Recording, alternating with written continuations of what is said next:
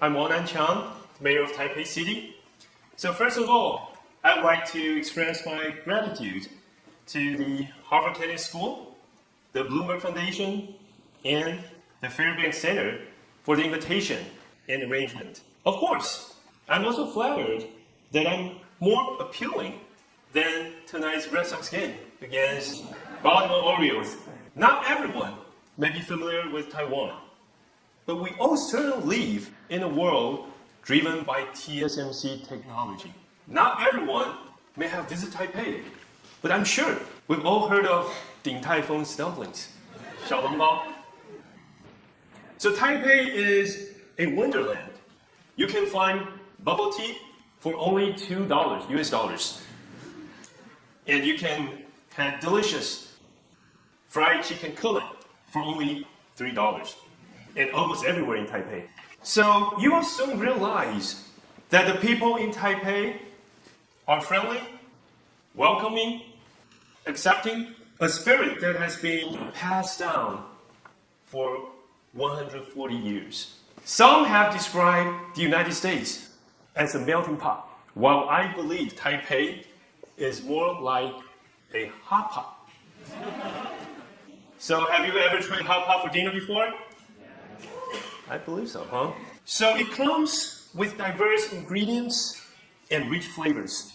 Young people come of age at the Confucius Temple in Taipei. The presidential office is a Baroque building left from the Japanese era. The Dutch and Spanish once came here seeking their roots. Southeast Asian immigrants and their second-generation descendants have become an important part of Taipei's population. And indigenous cultures are linked as far as New Zealand and Australia.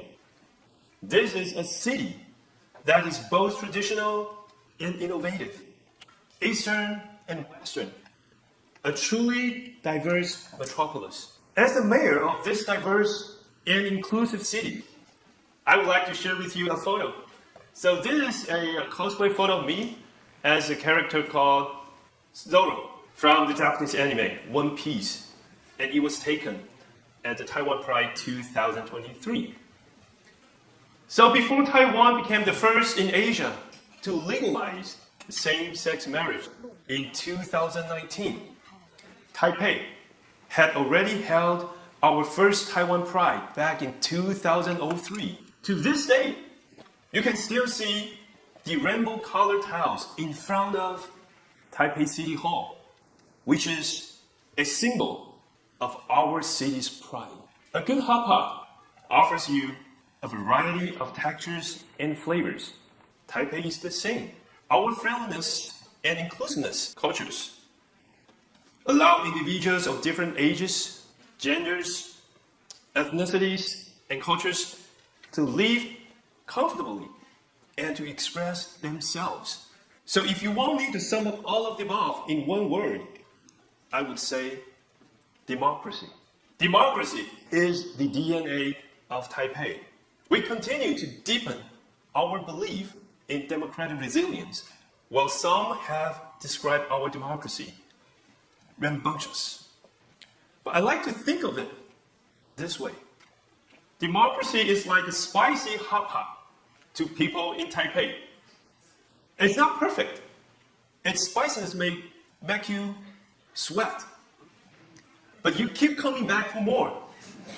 And if you dig in for more, you'll realize there's more in it. So we believe that democracy, freedom, and rule of law provide the bedrock for sustainable prosperity. Through the bonds of democracy, our hot pot remains ever fresh and never runs dry. This way of democratic living creates many connections between Taipei and the United States. For example, voters in Taipei often ask themselves former President Ronald Reagan's famous question, are you better off than you were 4 years ago?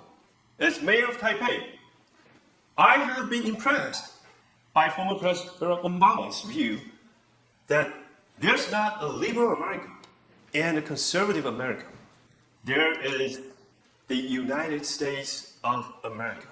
This spirit is also a cross-party consensus within Taipei and the foundation of policy discussions. We may debate intensely, but we always move forward together.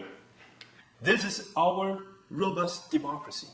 The strong cultural ties between Taipei and the US are evident everywhere.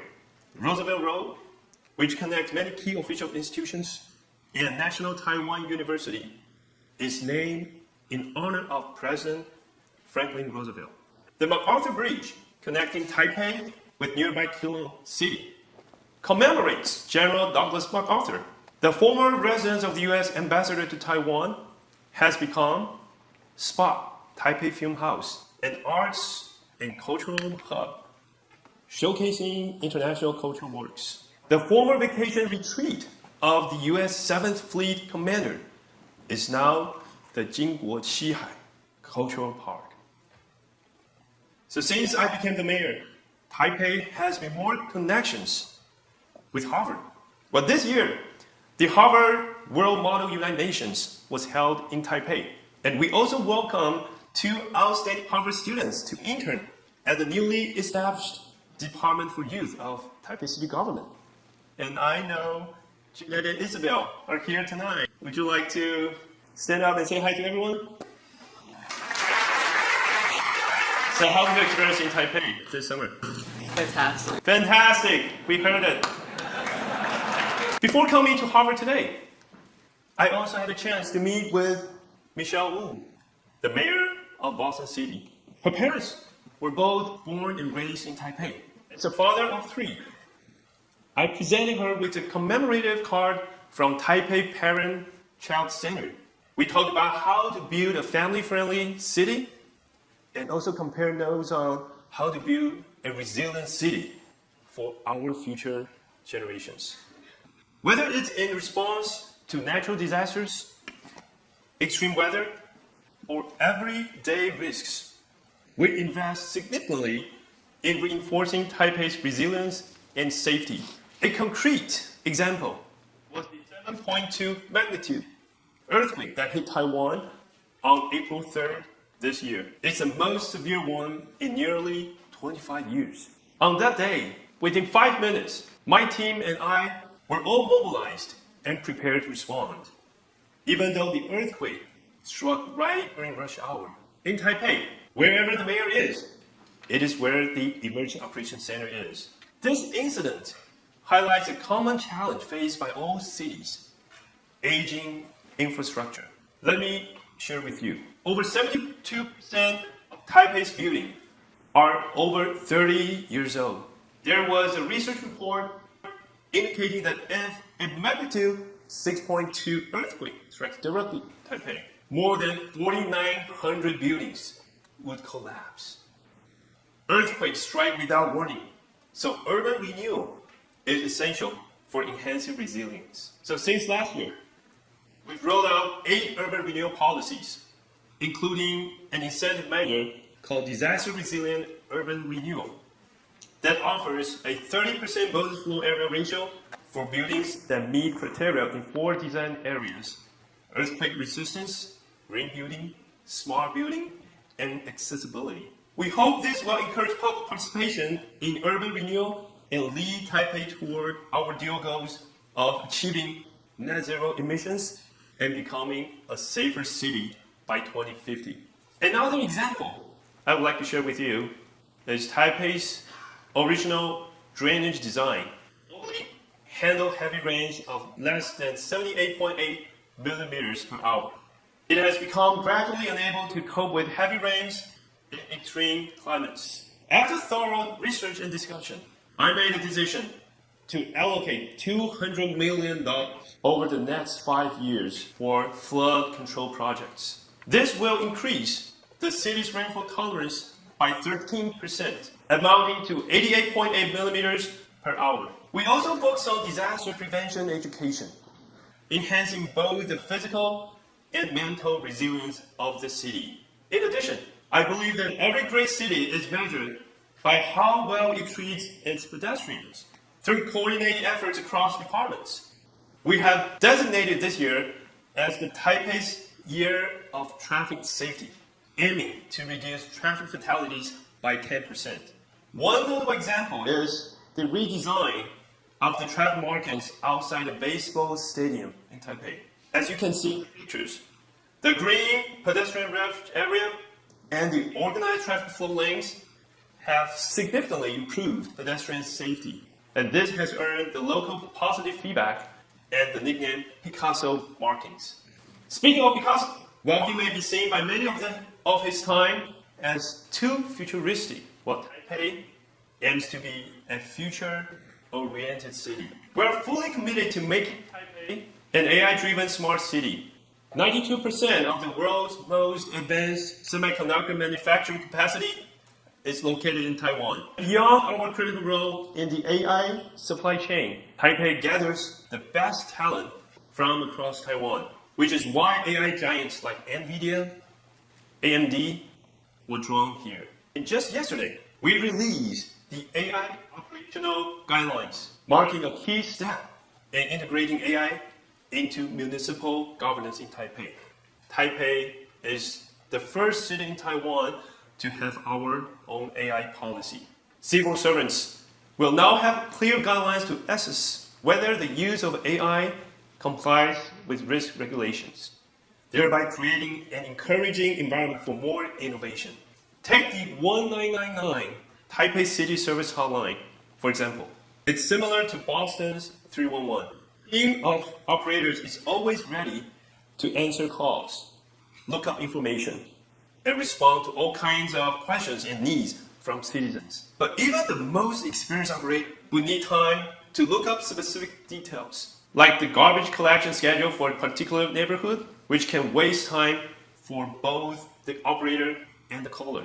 So starting this October, we're rolling out a new service that uses generative AI combined with the city government's database. When the citizen calls, AI will automatically recognize the speech, search for the answer, and provide the operator with accurate information in real time.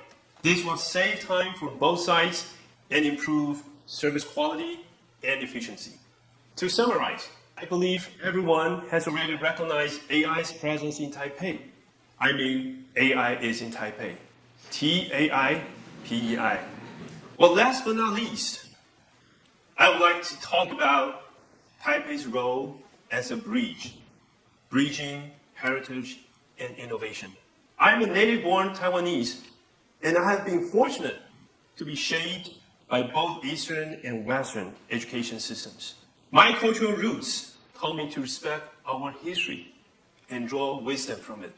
My journey to the West has taught me to integrate my heritage into the process of innovation and create better Taipei for our future generations. During my 10 years in the US, 3 years for law school and 7 years working at a law firm, I experienced a diverse and enriching life. I earned my JD at Penn Law, worked at a law firm in Silicon Valley, even managed to get laid off during the subprime mortgage crisis. It is true. And ultimately, started my own company.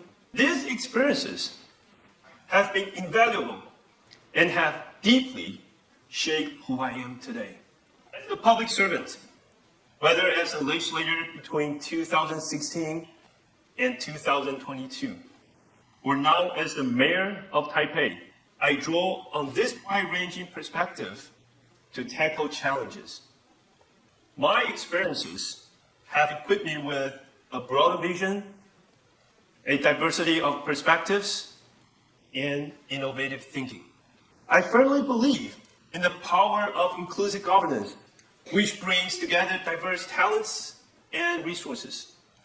More importantly, it empowers us towards a resilient leadership to address issues such as declining birth rates, aging urban infrastructure, and extreme climates. I will continue to uphold this belief in bridging tradition and innovation, leading Taipei to strengthen its diversity, democracy, and resilience.